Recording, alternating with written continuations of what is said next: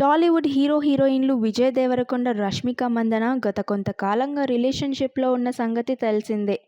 అయితే వీళ్ళిద్దరూ ఎప్పుడూ అఫీషియల్‌గా ధృవీకరించలేదు. కానీ తమ మధ్య స్నేహబంధానికి మించిన అనుబంధం ఉందని హింట్ ఇస్తూ వచ్చారు. అయితే ఇప్పుడు ఈ జంట పెళ్లిపీటలెక్కడానికి రెడీ అయ్యారు. సైలెంట్‌గా ఎంగేజ్‌మెంట్ కూడా చేసుకున్నారని తెలుస్తుంది. విజయ్ దేవరకొండ, రష్మిక నిశ్చితార్థం శుక్రవారం జరిగింది. హైదరాబాద్‌లో ఇరు కుటుంబాలు, కొద్దిమంది బంధువులు, స్నేహితుల సమక్షంలో వీరి ఎంగేజ్‌మెంట్ జరిగినట్లు విజయ్ సన్నిహితులు తెలిపారు. వచ్చే ఏడాది ఫిబ్రవరిలో పెళ్లి చేసుకోనున్నట్లు వార్తలు వస్తున్నాయి. నిశ్చితార్థం జరిగిందనే విషయాన్ని ఇంకా ఇటు విజయ్ దేవరకొండ కానీ, అటు రష్మిక ఫ్యామిలీ కానీ అధికారికంగా ప్రకటించలేదు.